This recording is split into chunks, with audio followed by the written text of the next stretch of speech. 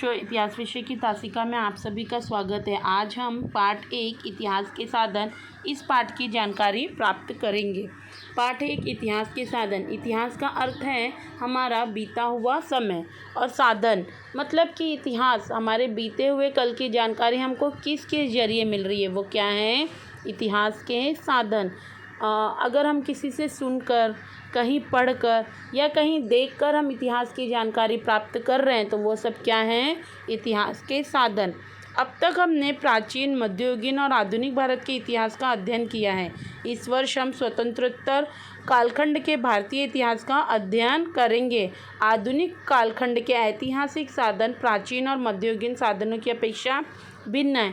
अब तक का क्या मतलब है?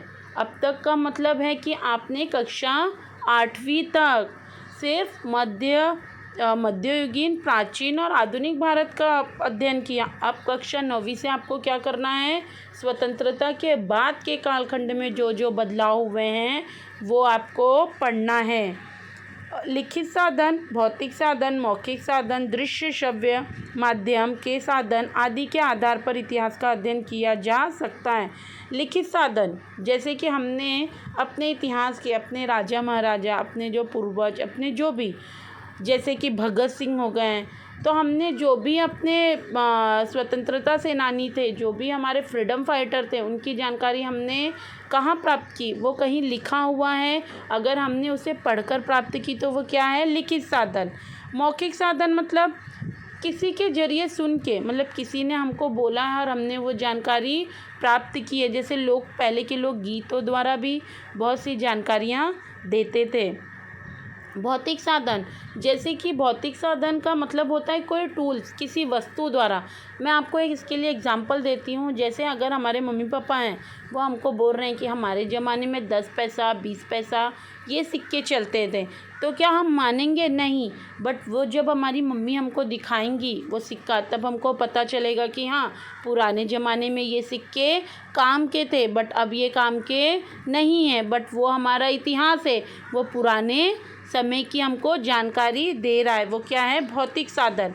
दृश्य श्रव्य, दृश्य का अर्थ होता है दिखाई देना और श्रव्य का अर्थ है सुनाई देना, जैसे कि ऑडियो और वीडियो। इसके लिए बोलूँगी कि इसका सबसे बड़ा उदाहरण क्या है, टीवी।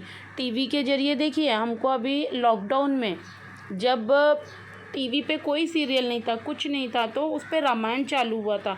रामायण भी तो हमारा बीता हुआ इतिहास है, तो रामायण की जानकारी हमको कैसे पता चल रही थी? जो वो रामायण में जो भी वो डायलॉग बोल रहे थे वो हमारे पुराने ज़माने का ही था।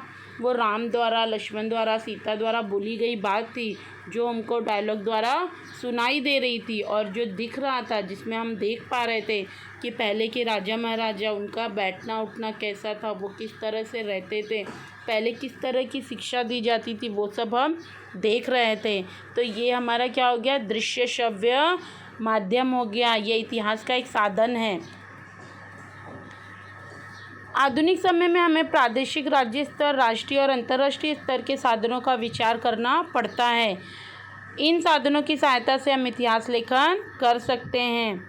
लिखित साधन, अब हमारा पहला टॉपिक क्या है, लिखित साधन। लिखित साधनों में निम्न साधनों का समावेश होता है: समाचार पत्र, पत्र पत्रिकाएँ, दैनंदिनी, ग्रंथ, पत्राचार, सरकारी गजट, डाक टिकट, कोश साहित्य, अभिलेखागार में उपलब्ध दस्तावेज। अब देखिए, ऐतिहासिक दस्तावेज जैसे पुराने ज़माने के जो दस्तावेज है, जो उनके द्वारा बनाए गए नियम, जो उनके द्वारा बनाए गए कानून, जो भी उनके दस्तावेज है वो एक जगह पर रखा है। अब देखो, जो सरकार हमसे नियम फॉलो करवा रही है वो पुराने ज़माने से होता हुआ आ रहा है ना। जो समानता हमको दी गई है वो भी तो पुराने ज़माने से बनाई गई एक नियम है। तो वो सारे जो लिखी हुई दस्तावेज है वो कहाँ रखा गया है, अभिलेखागार में। और अभिलेखागार कहाँ पर है, दिल्ली में।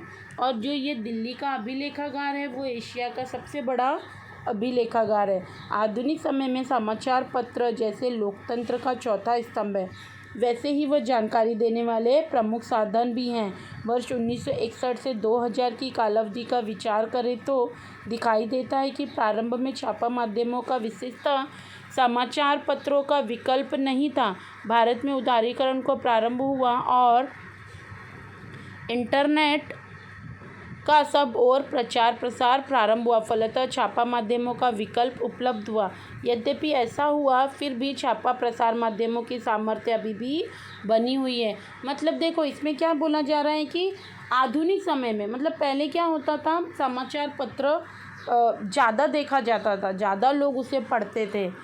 समाचार पत्र द्वारा देखो हमको देश विदेश चारों तरफ की जानकारी घर बैठे मालूम पड़ जाती है। उसमें खेल कूद, कहाँ एक्सीडेंट हुआ है, कहाँ क्या हुआ है, उस सब की जानकारी हमको किस जरिए पता चलती है, समाचार पत्र के द्वारा। मतलब समाचार पत्र में लिखा हुआ रहता है और हम उसे पढ़ते हैं, मतलब वो लिखित साधन के द्वारा हमको जानकारी मिल रही है।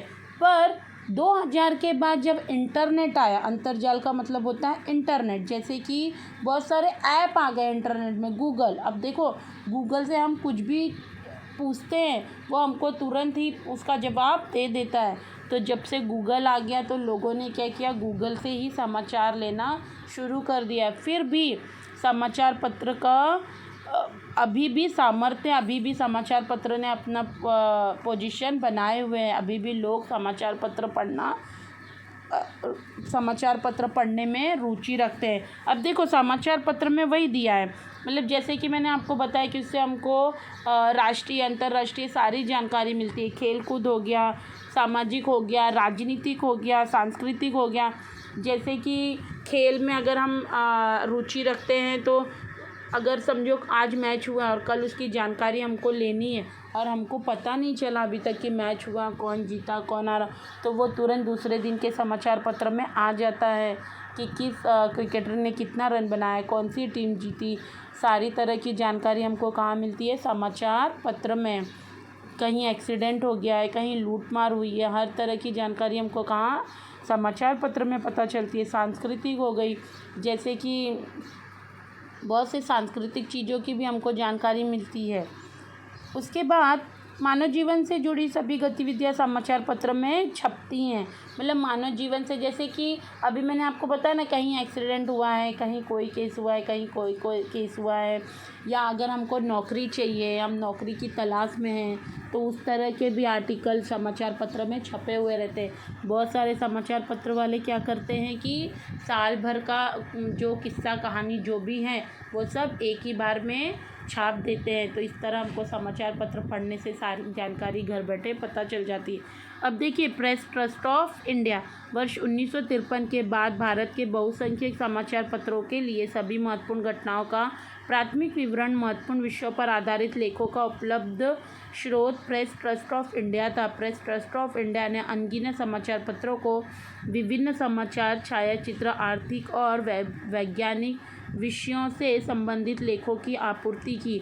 अब पीटीआई यानी क्या, प्रेस ट्रस्ट ऑफ इंडिया ने अपनी ऑनलाइन सेवाएं प्रारंभ की। अब देखो, प्रेस ट्रस्ट ऑफ इंडिया जो एक बहुत बड़ी कंपनी है जहाँ पे समाचार पत्र छापे जाते हैं, उसमें 1300 वर्कर हैं। अब उसमें उन्होंने क्या किया, बहुत से लोगों को समाचार पत्र छापने का मौका दिया। उन्होंने लोगों तक छायाचित्र के द्वारा भी, छायाचित्र मतलब जो चित्र होता है, कहीं का चित्र देखकर हमको उसकी जानकारी बताई जाती है, उसको छायाचित्र बोलते हैं। मतलब उसमें छायाचित्र के जरिए भी हम तक जानकारी पहुंचाने की कोशिश की।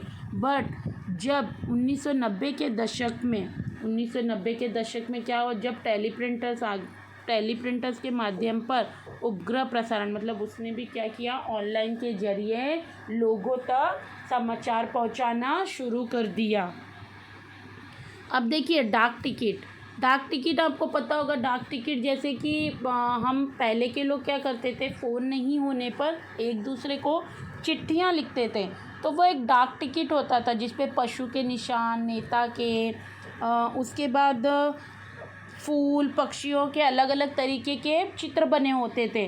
वो हर देश का अलग अलग डाक टिकट होता था, हर काम के लिए एक अलग अलग डाक टिकट हमको मिलता था। आप ऑनलाइन जाकर या घर में अपनी मम्मी या पापा से किसी से भी अगर किसी ने रखा होगा तो आप एक बार कंफर्म कर सकते हैं उसे देख कर कि डाक टिकट कैसा होता था। उसमें अलग अलग नेताओं के, फूल पक्षियों के, पशुओं के चित्र बने होते थे और वो हमें अलग अलग कामों के लिए वो डाक टिकट बोलकर लेना पड़ता था। पहले जब हम चिट्ठी लिखकर भेजते थे तो हमें डाक टिकट लगाकर ही अपनी चिट्ठी दूसरे जगह भेजनी पड़ती थी। अब देखो, डाक टिकट स्वयं कुछ नहीं कहते, परंतु इतिहासकार उन्हें बुलवाता है।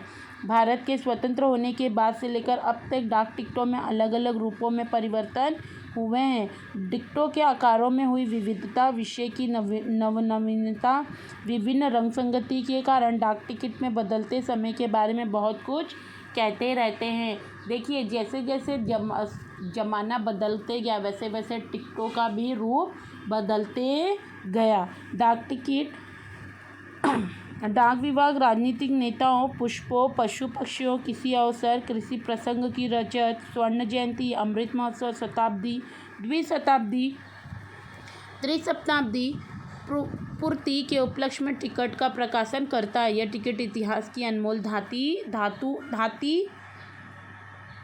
होता है।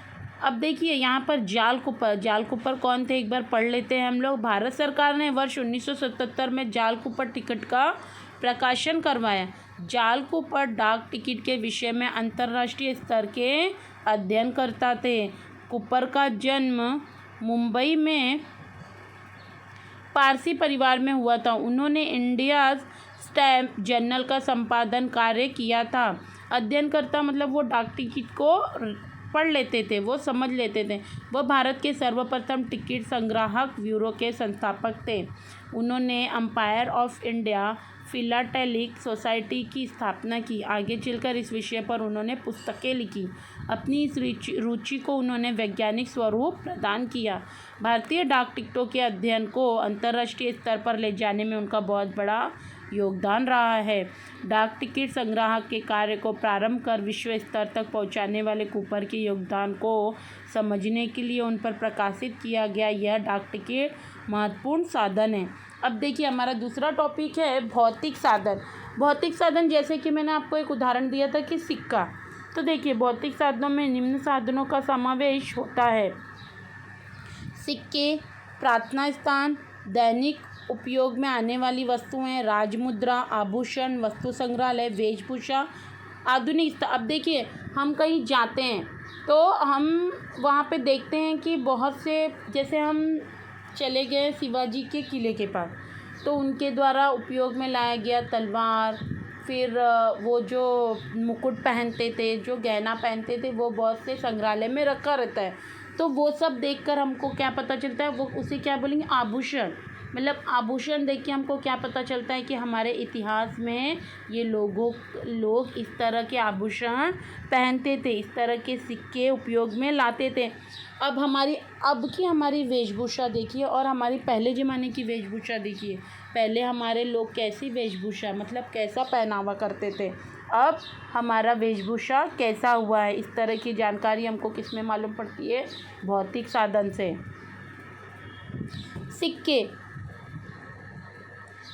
सिक्कों तथा बदलते गए नोटों की छपाई के माध्यम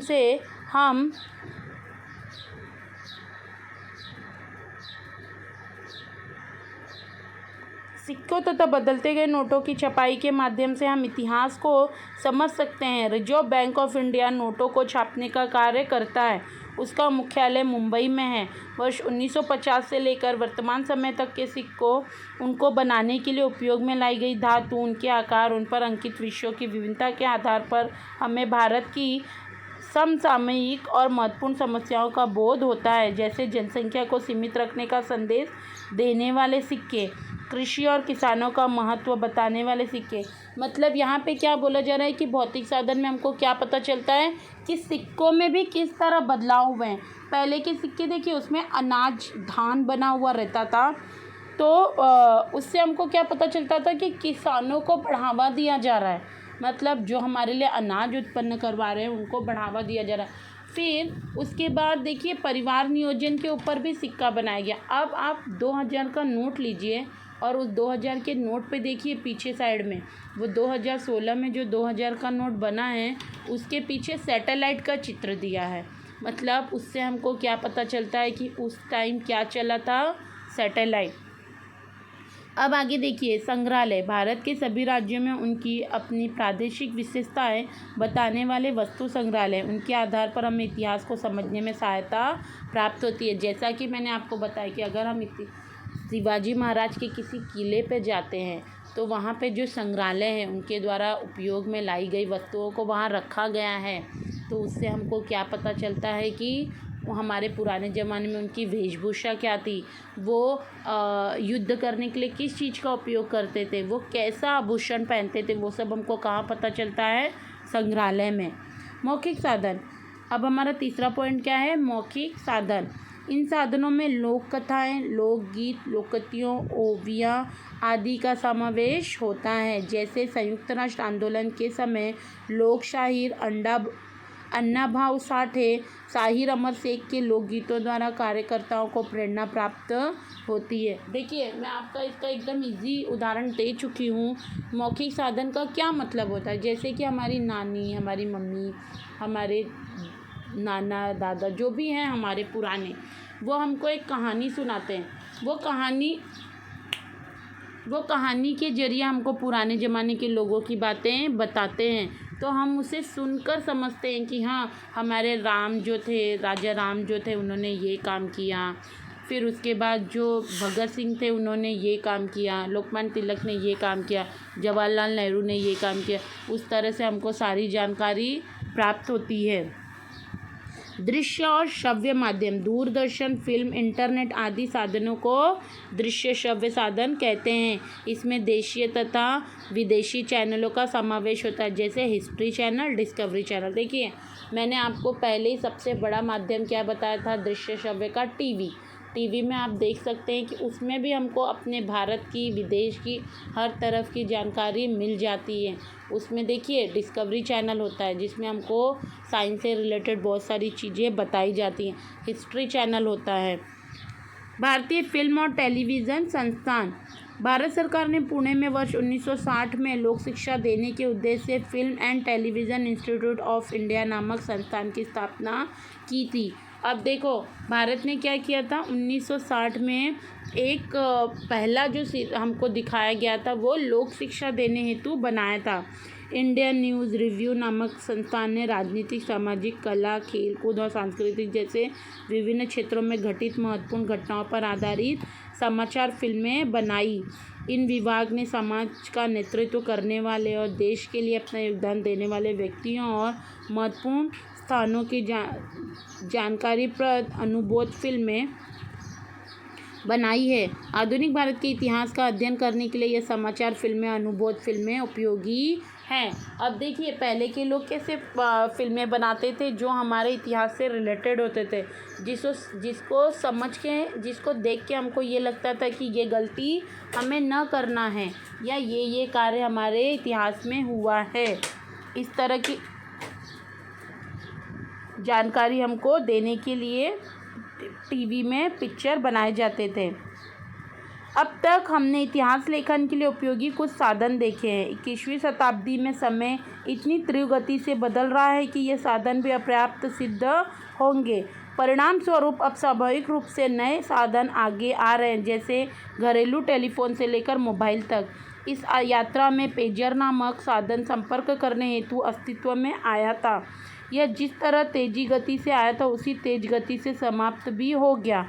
अंतर्जाल पर उपलब्ध विपुल और प्रचंड जानकारी का भी उपयोग इतिहास के लेखन में किया जाता है, परंतु इस जानकारी की सत्यता और यथार्थता की जांच पड़ताल करनी पड़ती है। मतलब इनका क्या बोलना है कि पहले के लोग कैसे हमारी जानकारी के लिए कुछ मूवी, कुछ सीरियल बनाते थे, पर अब वो भी बहुत तेज़ी से आगे बढ़ गया। अब लोग क्या करते हैं, वो भी मोबाइल के ज़रिए ही देख लेते हैं और समझ लेते हैं, परंतु इस जानकारी की सत्यता और यथार्थता की जांच पड़ताल करनी पड़ती है। इन सभी साधनों के आधार पर इतिहास का अध्ययन करना सहज और सरल हो गया है। साथ ही ये सभी साधन आधुनिक समय के हैं, अतः उनका उपयोग उपलब्ध होना संभव होता है। इतिहास मानव के जीवन के सभी अंगों को स्पर्श करता है, अतः उसके साधनों के संरक्षण के प्रयास सभी स्तरों पर किए जा रहे हैं। ऐसे प्रयास हम भी करेंगे। मतलब इतिहास आपको, आप जैसे जैसे जिस जिस जनरेशन में चेंज हो रहे हो उस तरीके से इतिहास भी आपके सामने आ रहा है। लोग क्या प्रयास कर रहे हैं कि कैसे न कैसे आपको इतिहास की जानकारी मिलती रहे। तो जैसे जैसे बदल रहा है वैसे वैसे ही इतिहास की जानकारी भी आपको उस रूप में बदलते हुए नज़र आ रही है। अब देखिए यहाँ क्या दिया है, तुम्हें देशभक्ति के विषय पर बनी कौन कौन सी फ़िल्म मालूम है? तुम्हें जो फ़िल्म अच्छी लगी उसका भावार्थ अपने शब्दों में लिखो। देशभक्ति के ऊपर देखिए बहुत सी पिक्चर बनी है, हमें बहुत आगे जाने की भी ज़रूरत नहीं। अभी भगत सिंह नामक एक मूवी बनी थी, उसमें भगत सिंह द्वारा किए गए सारे कार्यों की जानकारी दी गई है, उसे हम देख सकते हैं। वो हमें क्यों अच्छी लगती है, उन्होंने हमें क्या ज्ञान दिया है, वो सब हमें मालूम करना चाहिए और वो सब हमें लिखना चाहिए। आपको जो भी इस पाठ के ज़रिए पढ़ाने और समझाने की कोशिश की थी वो आप लोगों को अच्छा लगा होगा और समझ में भी आया होगा। धन्यवाद।